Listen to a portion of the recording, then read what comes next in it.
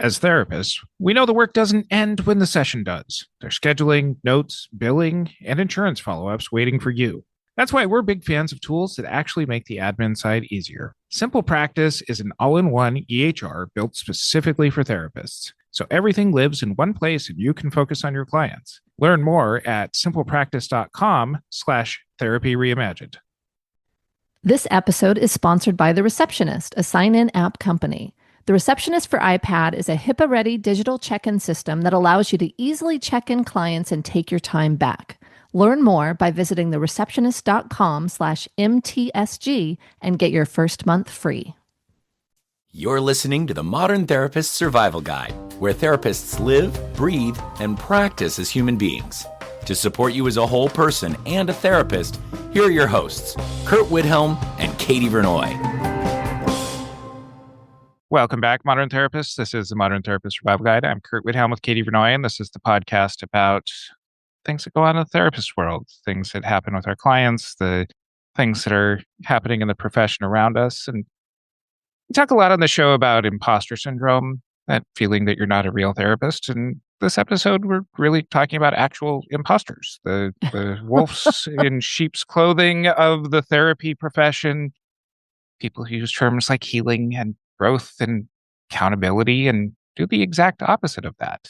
And we are joined today by Samuel Nieves, a survivor of conversion therapy camp, and just talking about the conversion therapy industrial complex, the Chiles versus Salazar case that's currently awaiting decision from the Supreme Court and how that's going to shape our profession going forward, and talking about not only what it is, hopefully most of our audience knows kinds of the basics of conversion therapy at this point, but really the impact and the importance of this discussion. So thank you so much for joining us here today.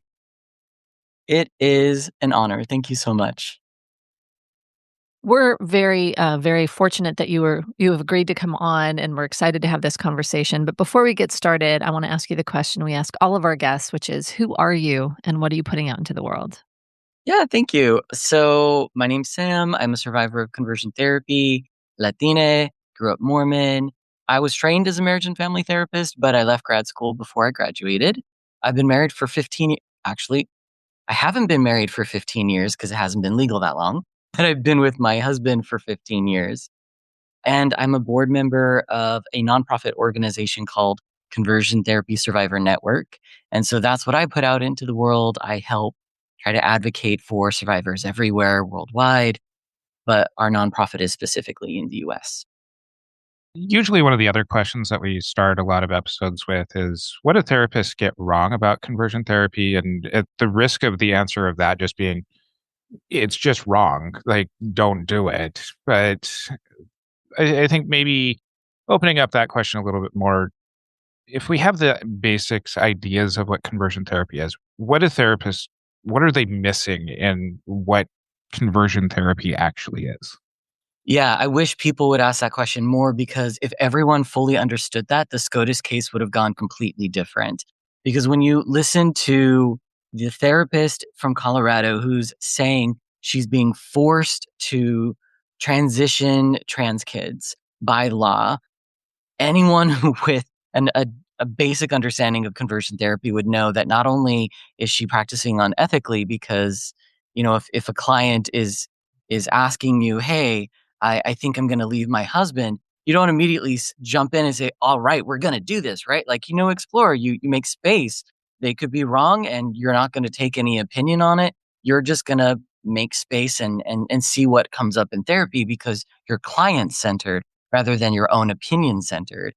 And that's what really bothers me about the case and about the lack of understanding of conversion therapy, is that at its core, it's a simple lack of curiosity and a simple lack of client-centered therapy. Because any therapist worth their salt would know, if someone's in your room and says, hey, I'm struggling with A, you don't have to have this narrative, I'm going to force you down this one path because this is what I think is best for you, as if I know what's best for you. And that's what this SCOTUS case is arguing, that this therapist is being forced to do therapy in a very specific way and that's against her free speech rights. And so, yes, people need to know that conversion therapy is still happening, that it's wrong and doesn't work, and that you actually could be performing it in your therapy room now with someone you don't know. You're performing conversion therapy on them because you've lost your objectivity. And for even, let's say, an asexual person, right? Someone who doesn't experience attraction the way an allonormative person would.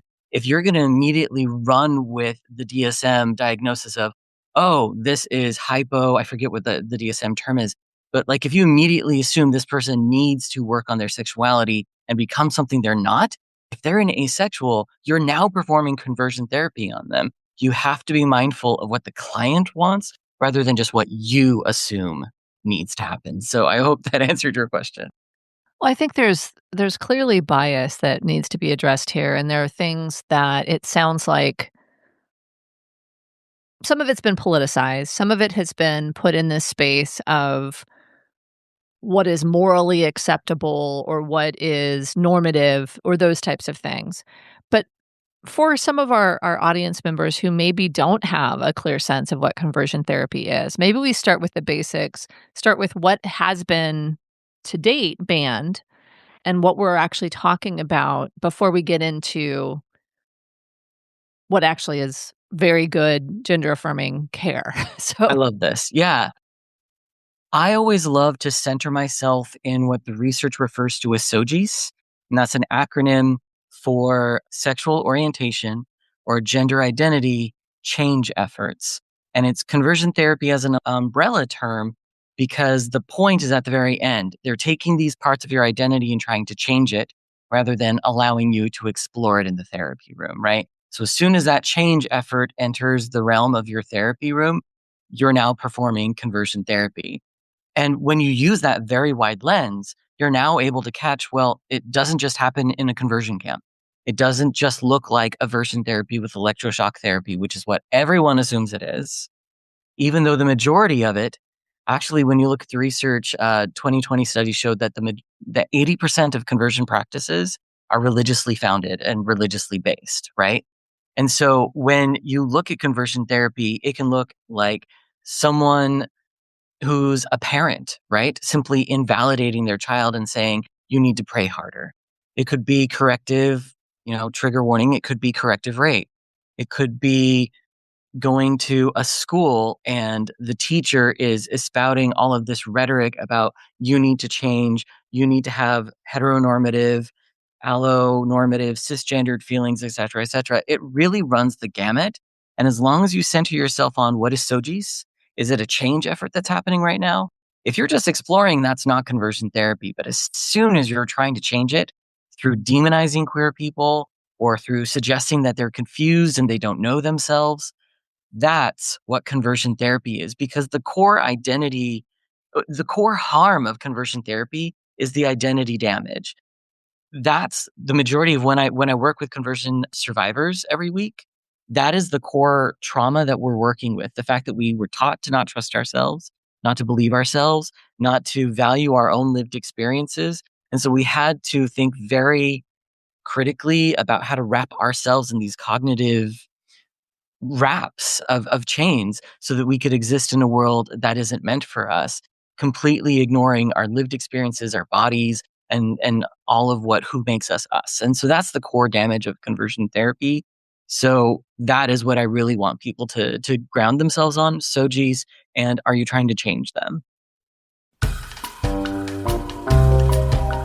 as a therapist, your work extends far beyond the therapy hour. There's the administrative load, scheduling, documentation, billing, insurance, follow-ups, all of the essential tasks that happen before and after the clinical work you're truly passionate about. We know how quickly that admin work can pile up. Simple Practice is an all-in-one electronic health record designed specifically for therapists. With HIPAA-compliant tools and high-trust certification, it helps you avoid juggling multiple systems or cutting corners just to keep your practice running smoothly. Everything you need lives in one place: scheduling, notes, billing, insurance, secure client communication, and automated appointment reminders. And if you're starting or scaling your practice, Simple Practice also offers credentialing services to simplify the insurance enrollment process, which can otherwise be a huge hurdle. We appreciate having systems that are built specifically for therapists, not retrofitted from somewhere else. Ready to simplify your practice? Start with a 7-day free trial and get 50% off your first 4 months at simplepractice.com/therapy reimagined. That's simplepractice.com/therapy reimagined. I've heard from some survivors of this kind of therapy, whether it be individual therapy, whether it be going to some of these camps, that it doesn't start off as kind of this insidious prison kind of system, that it almost starts the complete opposite way with love bombing and this real almost feeling very, very seen from the very beginning. I want to talk first, just you're nodding. This is a podcast, and I want to acknowledge that you're in agreement in this as I'm kind of going along. So I'd like you to expand on that a little bit, but also to talk about how working with clients later on, how warmth and validation at the beginning of therapy later on can re-trigger some of those feelings. Yeah, I would say my personal therapy from what happened has been a long journey. Because if you're hurt in the therapy room, how do you ever feel safe going back into a therapy room, right? And so for me, what made the difference was finding Conversion Therapy Survivor Network, where I could be in a support group of people who understand. I will tell you, it is quite common when I go to Pride. People will come up to the booth and say, "Wow, I'm so sorry that happened to you. I didn't go through conversion therapy, but," and then they start sharing their very traumatic story of how hard it was to come out, which is essentially their conversion therapy survivor story. And until we're there and everyone in the booth is nodding their head like, "Well, we know what that's like because that's called conversion therapy." The light that turns on on people's eyes when they realize, "Oh my God, that's what happened to me. That's conversion therapy, and I never had the label for it." Last year or rather this year in Utah Pride, I had a man come up to me and he shared this story of like, it wasn't conversion therapy, but I don't know what to call it. And he starts saying what happened in the therapy room, and it just got more and more uncomfortable because I had to stop him and say, "I'm sorry, was your therapist so and so? Because I think we had the same therapist." And it was. It literally was the same therapist. And he's like, but it felt good. We worked on some really good things that I needed to work on. I said, "Yeah, of course, because conversion therapy from their lens is supposed to find what made you gay, air quotes, what made you gay, heal that, and then suddenly you won't be gay anymore." So of course they're going to try and use valid therapeutic tools, but the goal of that was to change you, was it not? And he nodded his head. Well, yeah, the whole point of it was to change. So, my friend, that's called conversion therapy. That's why we go to SOGIECE. And so when you look at some of the research, I think every clinician should know there can be research that says only 2% of queer people are survivors. But I've seen just today a study that went all the way up to 43%. And it's all in how you ask that question. Did someone try to change you? If so, my friend, I'm so sorry. You get to validate yourself by giving it a label. And maybe all you need to do is give that a label, and then you feel validated and you can walk away. Or maybe you need to lean in further and acknowledge what it actually was, because the World Health Organization calls it torture, right? And when you validate that deep harm, you can finally get some work done because you've been holding on to the gaslighting of yourself. It wasn't that bad. It was just talk therapy, right? He just said I have gender dysphoria and I don't. So, oh well, no big, right? But when you recognize it was psychological torture, a lot can open up and it can be extremely difficult, right? But that's what therapy does. It opens up wounds in a safe space so you can work with it. When you're talking about this, it's opening up some different understandings that I don't know that I recognized I didn't have. So thank you for sharing this because I feel like it's really broadening my understanding of what's going on.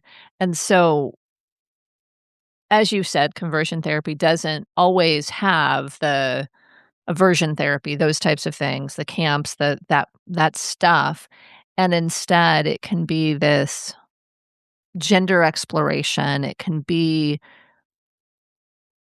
very I don't even know what the right word is. Very hidden, It's very disguised in these other terms. It's Every single time. what are some of those terms? Because I've also heard this is like Gender exploratory therapy. or gender confusion support. Yes. So that's why the Trevor Project was able to do a report in 2022. And they use certain key terms, right? Like gender confusion, same sex attraction. I wish people would stop using that because that's what we always call it in conversion therapy circles. So if you ever hear someone refer to something as like same sex attraction, they've been in conversion therapy circles. But they try anything that tries to change our identity into a behavior. That's going to be language that is conversion therapy because they're trying to pathologize how we act and ignore the fact that it's also part of who we are, that it's not something we can change. And that's why you can't just splice it up into, quote, acting gay, right? It's everything I do is gay because I'm gay, right? Like everything I do is Latina because I'm Latina, right? And so I think it's hard because they keep having to create new terms, right? Because in 2015, this large organization, Exodus, ended up getting debunked because we caught several of their leaders. And then they admitted, oops, I've been doing conversion therapy for years, but not a single person changed. And then they had to close down their organization and create new ones, right? So they just renamed their organizations. And now a lot of the time, what current modern conversion therapy looks like is they've learned they can't say aversion therapy. They can't say reparative therapy, although they still are. They're still operating under the idea that trauma made you gay, right? Even though it's actually kind of the other way around. They think trauma made us gay because they see a lot of traumatized people. But when you look at our ACE scores, there's a study in 2020 that says the more ACE scores you have, like adverse childhood events, the more ACEs you have, the more significantly of a risk you get of an increase to be sent to conversion therapy, right? Which makes sense because when you have families that are robust, they have healthy coping skills.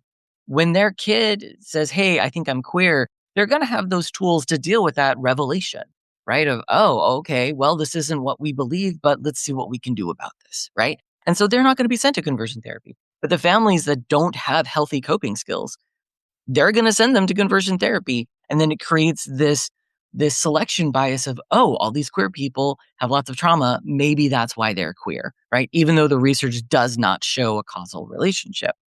And so that's what modern conversion therapy looks like now. They're going to be calling it, well, we can't change you to be gay, but what we can do is maybe walk away from it. What we can do is embrace an identity of Christian. Maybe what we can do is embrace an identity of child of God, right?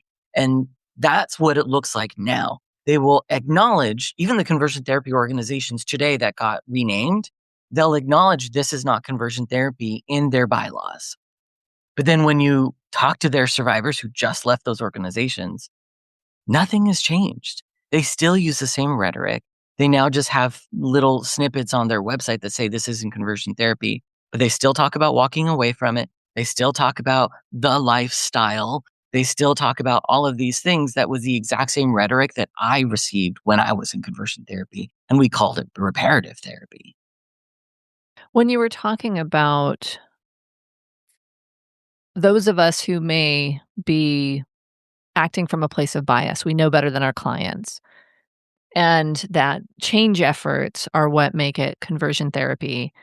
For me, being sometimes someone who looks at all the details and kind of digs in and has the objections, I think about my clients who are depressed or my clients who have behaviors that they would like to change or that I think would be helpful for them to change because they're seeking health and wellness.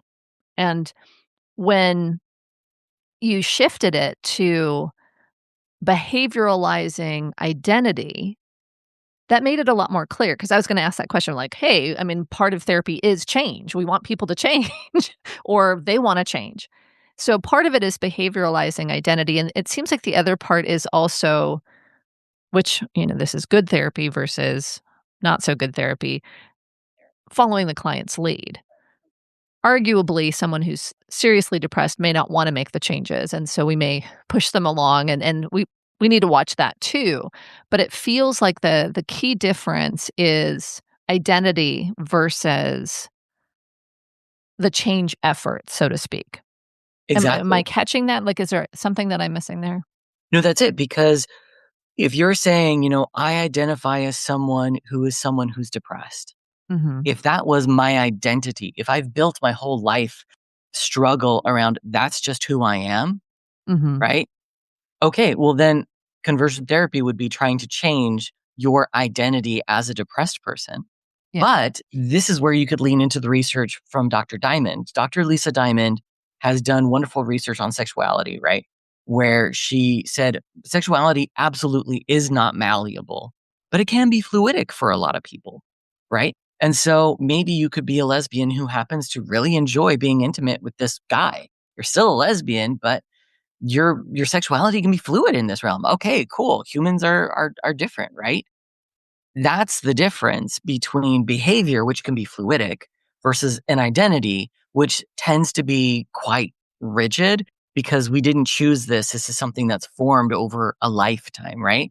And so if you're working with, let's use this example as a client who identifies as a depressed person. I'm gonna call them the curmudgeon. That helps me a lot. Yeah, yeah. And so let's say this is their identity that they really relate to. Okay, I'm going to affirm that.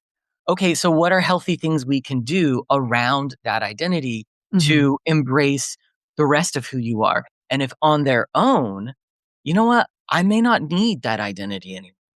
Okay, cool. Because research shows that identity might not necessarily be healthy. But when it comes to a sexual orientation or a gender identity, all the research affirms not only is it not changeable, but there's nothing wrong to it. It's not something that has anything but stigma from society attached to it. And no stigma in the world is going to change how you connect to the world, right? And an identity as a depressed person, as a maybe bad example, still could be worked with under that lens of, okay, well, let's not change that. If it's Mhm. fluidic on its own, cool. But let's work with what you do want to work with and what behaviors clearly are negative. Your time is valuable. Whether you're hyper-focused on admin tasks like billing or simply trying to make a cup of coffee between appointments, constant interruptions can derail your entire day.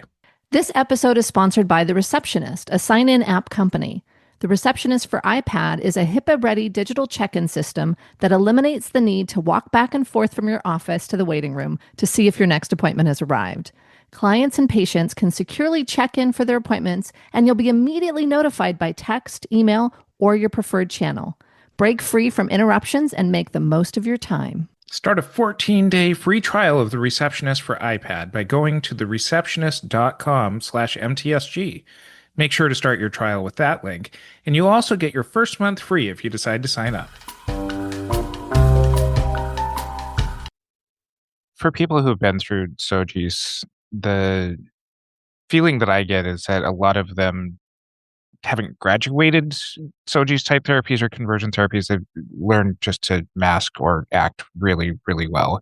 And especially for those who learned how to do this during their formative years, that there's a lot of confusion that can end up happening. There's a psychological cost to that thing that you're talking about as far as being able to speak to who they truly are. For therapists who are working with post-SOGIECE clients, can you talk about how that experience from a client's perspective is as far as being able to untangle who they truly are, who they've put to themselves to this acting out to the rest of the world? And I guess it might show up, I guess, as resistance in therapy at first. Yeah. Yeah. Oh, yeah. We can be very resistant. Oh my gosh. We get triggered every week. I would say we tend to be very rigid in our thinking because we've had to. I would say that one of the hardest things we do is connecting with our bodies and the ability to trust ourselves. As far as, even though it's a support group, I do have a therapeutic lens because of my training. I've noticed when people graduate from our group, the change that seems to happen is two things. One, they no longer blame themselves for what happened and their participation in it. Because like for someone like myself, I was a devout Mormon. And I couldn't conceive of not going to conversion therapy because my whole, religion was based on the idea of marrying a wife and having children for an eternity. How could someone who's gay function in such a society, right? And I realized just because I said yes and wanted it doesn't mean it was consent because it was coerced, right? And so that's the first change that we often need to make is we need to stop blaming ourselves for being coerced and acquiescing to our trauma, right? And so self-love and acceptance is absolutely huge. And related to it, the second thing that we need to graduate with is a sense of being able to believe ourselves and trust that we can make good decisions for ourselves. Because our whole conversion therapy journey, which is often a lifetime, is looking at an experience and telling ourselves we don't understand it and that we're wrong. And so if you can get someone who's in their queer joy, who can be like, oh my gosh, you know what? I like apples. Who cares if everyone's telling me I'm supposed to like pineapple? I just really like it and that's okay. They're not bad if they disagree and I'm not bad if I disagree. That ability to trust yourself is massive and it takes a long time and it's honestly a lifelong journey. I have been healing myself and coming to support groups for years, for about 5 years now. And I am still having moments when someone will say something in our support group and I will realize, wow, I still don't trust myself in my own decision making in that realm. And I've never acknowledged that. Thank you for helping me realize that. And it's going to be a lifelong journey. Those are the two things that we really need. And so I would say be tread lightly, but do what a normal therapist would do. Just make space for mistakes are okay. Check in with your therapeutic relationship, and just be aware that literally anything you say potentially may have been used against them in conversion therapy. There is not one good, healthy therapeutic tool that I've ever seen and thought, okay, well, conversion therapy can't use that. No, they do. They use it in conversion therapy and bastardize it and say, this will make you not queer anymore. So just be aware literally anything you say can and probably will trigger your client. And that's okay. You're not going to be able to avoid that.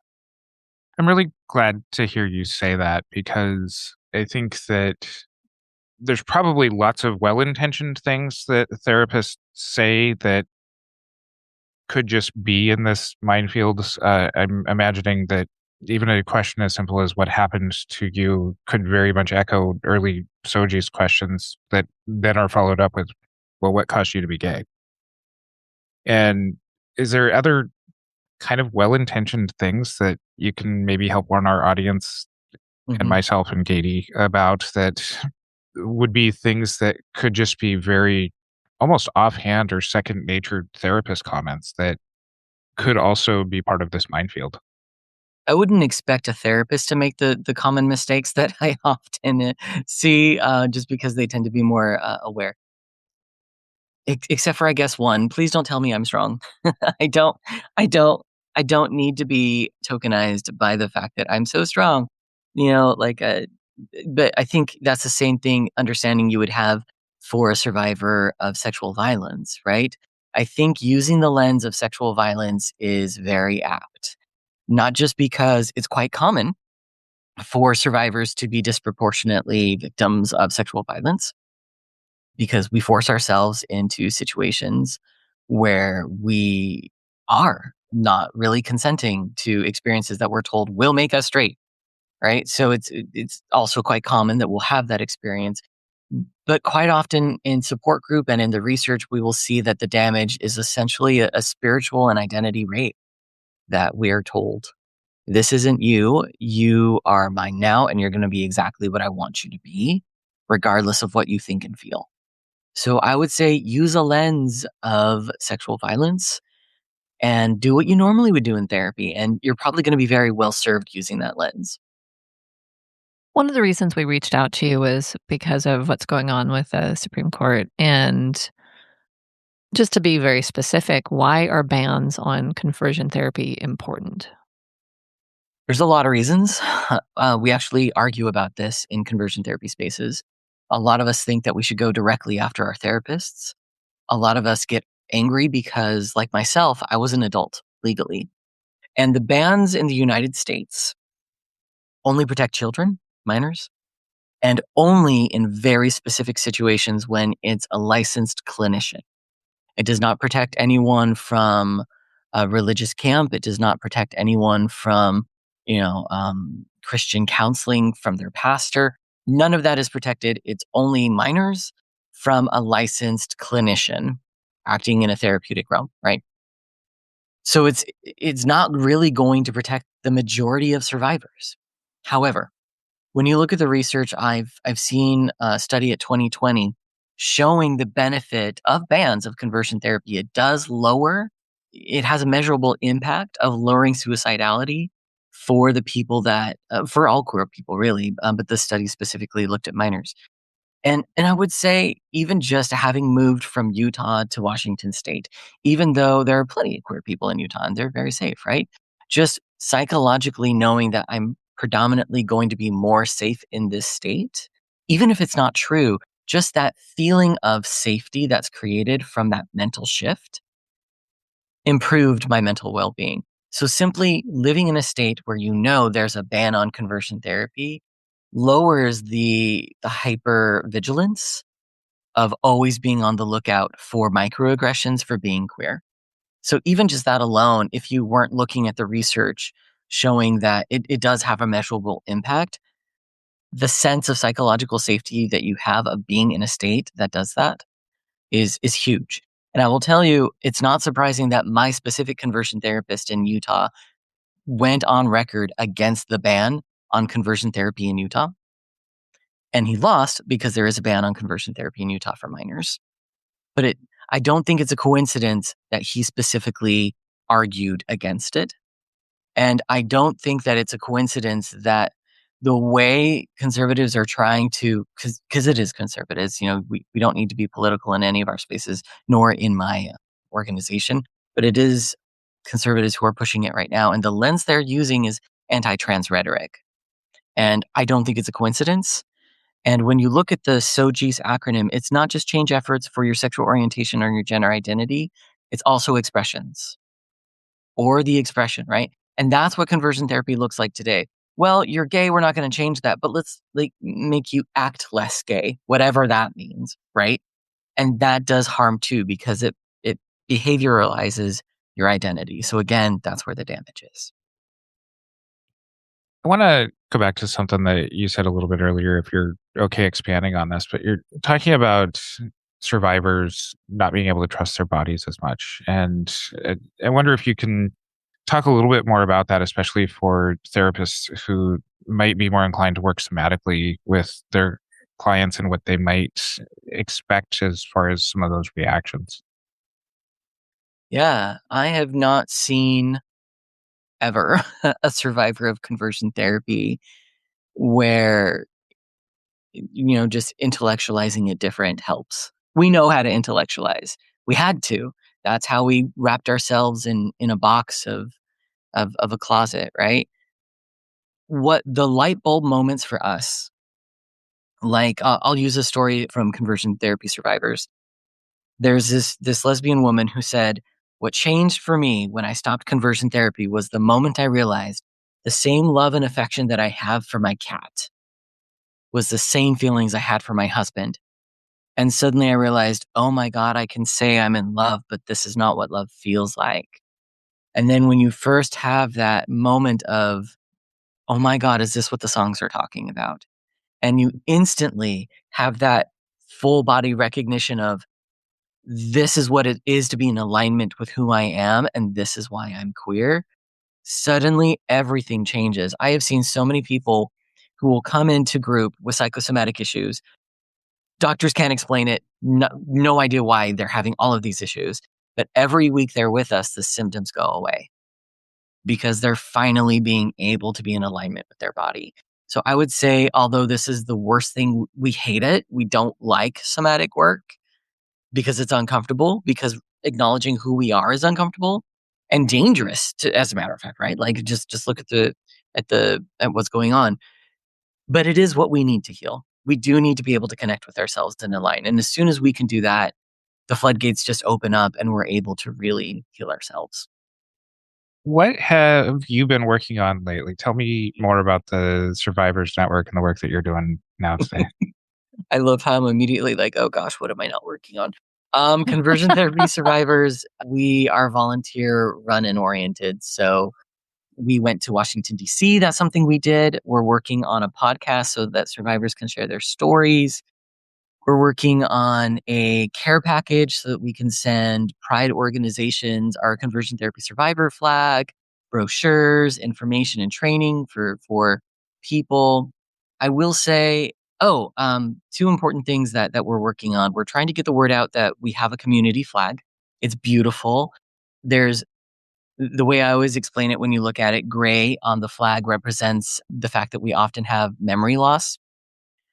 And I forgot what the other colors are. And that's just a great way to introduce it. But it is quite common, memory loss. So we're trying to promote that we have a flag because that is one of the biggest things that we're trying to do.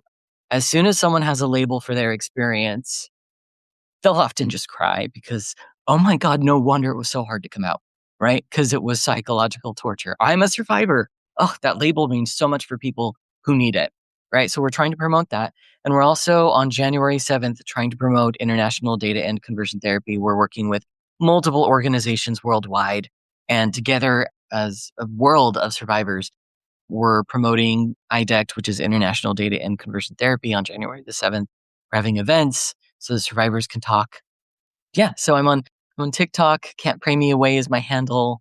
Conversion Therapy Survivor Network is the organization.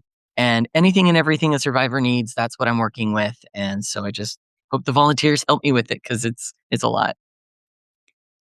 We will include links to all of these in our show notes over at mtsgpodcast.com. And you can find our show notes over there. Please follow us on our social media, as well as Substack and LinkedIn now, and join our Facebook group, the Modern Therapist Group, to continue on with this and other conversations. And until next time, I'm Curt Widhelm with Katie Vernoy and Samuel Nieves. If you're looking to streamline your practice, we recommend checking out Simple Practice. Start your 7-day free trial and get 50% off your first 4 months at simplepractice.com/therapy reimagined. That's simplepractice.com/therapy reimagined. With the receptionist for iPad, there's no more walking back and forth to check the waiting room for your next appointment. Receive an instant notification that your next client has arrived, securely and privately. Visit thereceptionist.com/mtsg and get your first month free. Thank you for listening to the Modern Therapist Survival Guide. Learn more about who we are and what we do at mtsgpodcast.com. You can also join us on Facebook and Twitter. And please don't forget to subscribe so you don't miss any of our episodes.